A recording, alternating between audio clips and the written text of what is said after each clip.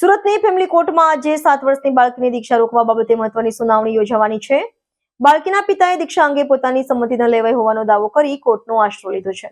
મળતી માહિતી અનુસાર પિતાના જણાવ્યા મુજબ પત્નીએ બાળકીની દીક્ષા માટે પહેલેથી જ મુહૂર્ત નક્કી કરી દીધું છે. દીક્ષા મુદ્દે દંપતી છેલ્લા 6 મહિનાથી અલગ રહે છે. પરિચિતો પાસેથી દીક્ષા અંગેની જાણ થતાં સમગ્ર મામલો બહાર આવ્યો હોવાનું પિતાનું કહેવું છે.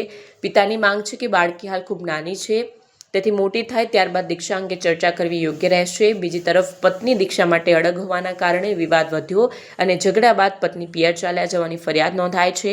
આ દરમિયાન મહારાષ્ટ્રમાં પ્રથમવાર 59 મુમુક્ષુઓની પાઘડી બાંધવાની તૈયારી ચાલી રહી છે, જ્યારે મુંબઈમાં 8 ફેબ્રુઆરીએ દીક્ષા મહોત્સવ યોજાવાનો છે. પીટાએ કોર્ટમાં અરજી કરી દીક્ષા પર રોક લગાવવાની વિનંતી કરી છે. તેમના વકીલનું મંતવ્ય છે કે નાની ઉંમરની બાળકીની દીક્ષા અયોગ્ય છે. આજે કોર્ટ સમક્ષ દીક્ષા રોકવા માટે જોરદાર દલીલો થવાની શક્યતા છે.